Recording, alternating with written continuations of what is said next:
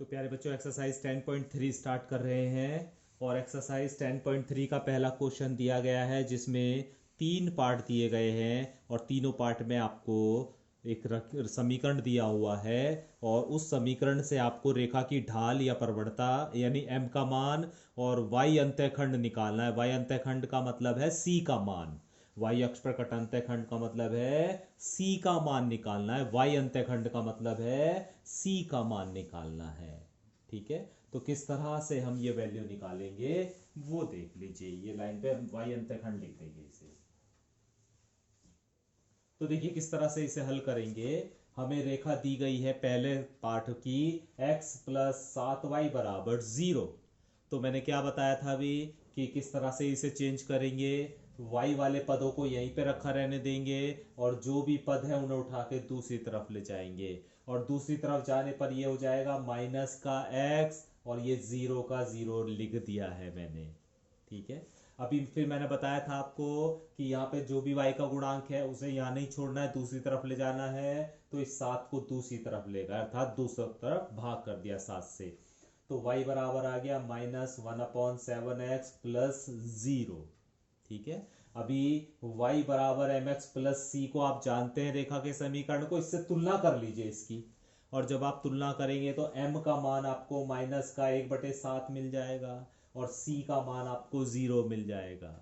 तो यानी रेखा की ढाल जो हो जाएगी वो तो हो जाएगी माइनस का 1/7 और y अंतःखंड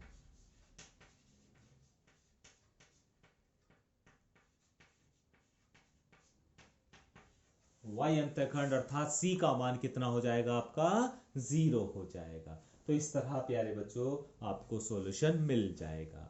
इसी तरह इसके आप दूसरा और तीसरा पार्ट भी करेंगे।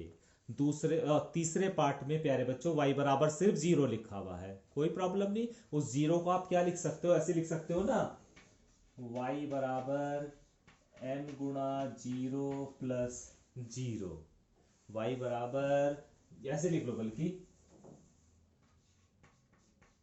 0 गुणा x प्लस 0। ये 0 ही तो है, y बराबर 0 ही तो आएगा। बस इसकी तुलना आप इससे कर लो तो m की वैल्यू भी 0 और c की वैल्यू भी 0। m की वैल्यू भी 0 आ जाएगी इसमें और c की वैल्यू भी 0। क्वेश्चन नंबर 2 देखिए प्यारे बच्चों। क्वेश्चन नंबर 2 में हमें x अक्ष पर कटांतखंड और y अक्ष पर कटांतखंड यानी छोटे a का मान और स्मॉल b का मान ज्ञात करना है। तो सबसे पहले अभी बताया था मैंने आपको, जो भी आपको रेखा दी गई है पहले पार्ट में रेखा ये दी गई है 3x प्लस 2y माइनस 12 बराबर 0। सबसे पहले इस 12 को उठाकर दूसरी तरफ ले जाओ, c को उधर ले गए थे ना हम, तो इसी तरह इस अचर पद को उठा के दूसरी तरफ ले जाओ। अभी क्या करो प्यारे बच्चों, इधर 1 बनाना है, बस ध्यान दो, इधर 1 बनाना है हमें। और जब इधर 1 बनाना है तो इसे 12 से भाग कर दो, तभी तो 1 बनेगा। तो दोनों तरफ 12 से भाग कर दो।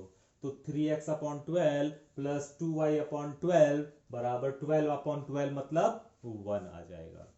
3 से 12 4 बार, 2 से 12 को 6 बार काट सकते हैं और बराबर 1। अब इसकी तुलना आप इस वाली समीकरण से कर सकते हैं, x अपॉन ए प्लस वाई अपॉन बी बराबर 1, है ना। तो a की वैल्यू तो आपको 4 दिख रही है और b की वैल्यू आपको 6 दिख रही है। a का मतलब होता है x अक्ष पर कटा अंतःखंड और b का मतलब होता है y अक्ष पर कटा अंतःखंड। यही आपको ज्ञात करना था कि अक्षों पर कटे अंतःखंड ज्ञात कीजिए।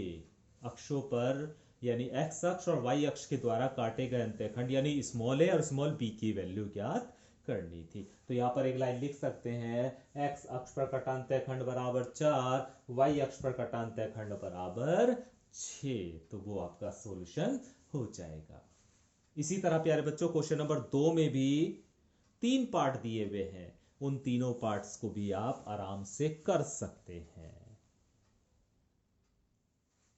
क्वेश्चन नंबर 3 देखिए प्यारे बच्चों। और क्वेश्चन नंबर 3 का फर्स्ट पार्ट ये दिया गया है, कहा गया है एक समीकरण दी गई है x minus under root 3y plus 8 बराबर 0। और इन्होंने कहा है इसे लंब रूप में चेंज करो।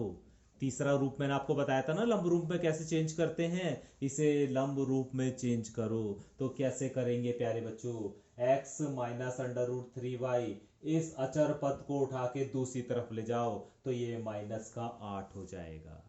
फिर हम दोनों तरफ भाग करते हैं अंडर रूट ए स्क्वायर प्लस बी स्क्वायर से।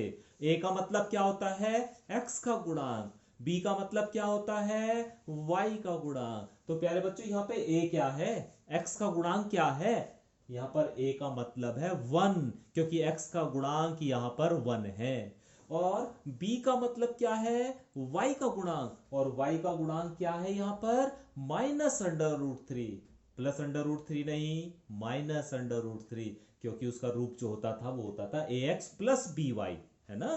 तो a का मतलब है 1 और b का मतलब है माइनस अंडर रूट 3, अर्थात हमें दोनों और अंडर रूट a के स्क्वायर से यानी 1 के स्क्वायर से प्लस b का स्क्वायर यानी माइनस के अंडर रूट 3 का स्क्वायर से भाग करना होगा।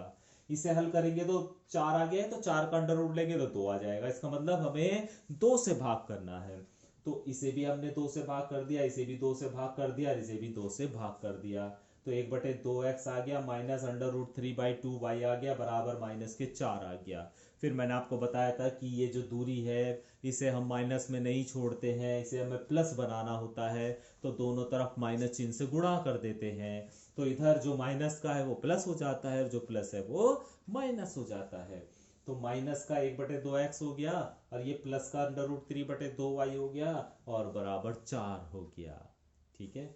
अब प्यारे बच्चों ये जो देखेंगे कि -1/2 कॉस में कितने डिग्री का मान होता है, -1/2 कॉस में कितना मान होता है, कितने अंश का मान होता है। तो हमने पाया कॉस 120 का मान एक माइनस के 1/2 होता है। तो हमने यहाँ पे पता क्या करा है कि -1/2 की जगह कॉस 120 लिख दिया और इंटू एक्स लिख दिया। इसी तरह अंडर रूट 3/2 साइन में प्यारे बच्चों 120 का मान भी होता है ना। साइन की श्रेणी में, साइन की सारणी में अंडर रूट 3/2 साइन 120 का मान भी होता है। तो इसकी जगह हमने लिख दिया साइन 120 और y ऐसी कैसी और बराबर 4। अब इसकी तुलना, एक समीकरण आपने पहले पढ़ी थी, x cos अल्फा जमा y sin अल्फा बराबर p पढ़ी थी ना, उससे कर लो इसकी तुलना। तो आप देखोगे ना अल्फा की जगह तो 120 है और p की जगह कितना है 4। अल्फा की जगह 120 है और p की जगह कितना है 4। यही आपको ज्ञात करना था, अल्फा का मान और p का मान ज्ञात करना है क्वेश्चन नंबर 3 में। तो क्वेश्चन नंबर 1 तीसरे का पहला पार्ट जो करा है उसी तरह इसके आगे के 3 पार्ट आप खुद करने की कोशिश करेंगे। ठीक है। तो आज प्यारे बच्चों इतना ही हम काम करेंगे, इसके आगे के क्वेश्चन हम कल से करना शुरू करेंगे। और अगर आपको आगे के क्वेश्चन में कोई प्रॉब्लम ना हो तो आप खुद भी कर सकते हैं, और अगर इन क्वेश्चन में कोई प्रॉब्लम हो तो आप बता भी सकते हैं, है ना, कि हमें वो क्वेश्चन नहीं आया है तो मैं वो क्वेश्चन आपके लिए कर सकता हूँ। तो आज हम इतना ही करेंगे। पहली वीडियो को ध्यान से देखिएगा, जो पहले वीडियो भेज रहा हूँ मैं वो पहले ध्यान से देखिएगा, तभी उसके बाद ये 10.3 स्टार्ट कीजिएगा। ठीक है। अगर आप पहली वाली वीडियो आज में जो भेज रहा हूँ उसमें पहली वाली वीडियो नहीं देखेंगे तो 10.3 फिर समझने में दिक्कत आएगी आपको। तो इसलिए पहले वीडियो देखिए पहली वाली और फिर क्वेश्चन वाली 10.3 स्टार्ट कीजिए। Thank you.